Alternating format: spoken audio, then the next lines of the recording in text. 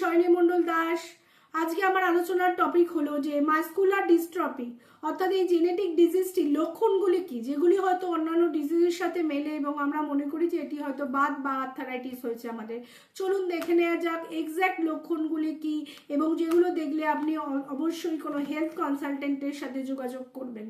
পেশিবহুল ডিস্ট্রফির লক্ষণগুলি ধরনের উপর নির্ভর করে পরিবর্তিত হয়, তবে সাধারণত এর সাথে ক্রমবর্ধমান পেশি দুর্বলতা এবং পেশি ক্ষয় জড়িত থাকে। কিছু ধরনের নির্দিষ্ট পেশি গোষ্ঠীগুলোকে প্রভাবিত করে, অন্যগুলি হৃৎপিণ্ড, শ্বাস প্রশ্বাসের পেশি এবং এমনকি পাচনতন্ত্রকেও প্রভাবিত করতে পারে।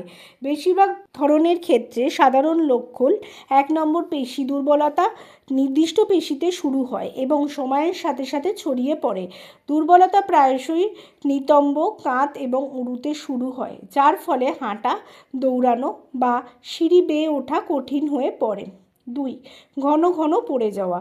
পায়ের পেশি দুর্বল হওয়ার কারণে সহজেই হোঁচট খেতে বা পড়ে যেতে পারে। 3. নড়াচড়া করতে অসুবিধা, দৌড়াতে বা জিনিস তুলতে সমস্যা।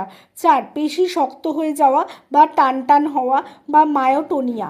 মায়োটনিক ডিস্ট্রফির মতো কিছু ধরনের ক্ষেত্রে পেশি শক্ত হয়ে যেতে পারে এবং সংকোচনের পরে তাদের শিথিল করতে অসুবিধা হতে পারে।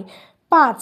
দুর্বল পেশি সমন্বয় অ্যাটাক্রিয়া, ভারসাম্য এবং সমন্বয় সমস্যা, বিশেষ করে অঙ্গকোষ এবং দূরবর্তী ধরনের ক্ষেত্রে এটি দেখা যায়।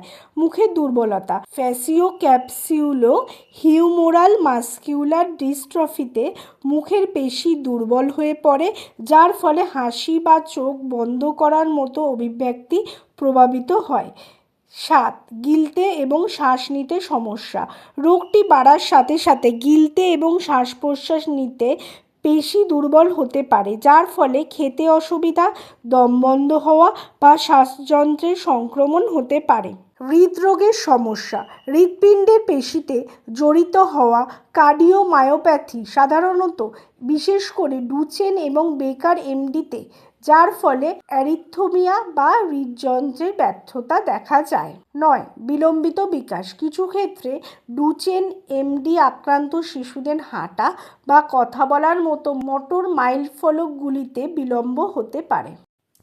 আমরা আজকের ভিডিওতে দেখলাম যে এই মাস্কুলার ডিস্ট্রফির লক্ষণগুলো কি। এটা হয়তো কিছুটা বাত বা আর্থারাইটিসের সাথে সিমিলার, কিন্তু এটা মনে রাখবেন যদি কিছু কিছু প্রবলেম এমনও আছে যেগুলো দেখলে আমরা বুঝতে পারি এটি হয়তো অন্য রোগ, তাহলে আপনি সঙ্গে সঙ্গে হেলথ কনসালটেন্টের সাথে যোগাযোগ করতে পারেন। আর ভিডিওটি ভালো লাগলে লাইক, কমেন্ট, শেয়ার করবেন। আপনাদের যদি কোনো ডিজিজ সম্বন্ধে জানতে ইচ্ছা করে তো সেই রিলেটেড ভিডিও আমি বানাবো। আমার অনলাইন এবং অফলাইন দুটো কনসালটেশনই খোলা আছে, স্ক্রিনে দেওয়া নাম্বারে বুক করে অ্যাপয়েন্টমেন্ট করতে পারেন। আমরা কিন্তু ন্যাচারালি ডিজিজ কিওর করি through reiki, yoga, healing and diet, কারণ আমরা সবাই জানি মেডিসিনের সাইড এফেক্ট থাকে। নমস্কার।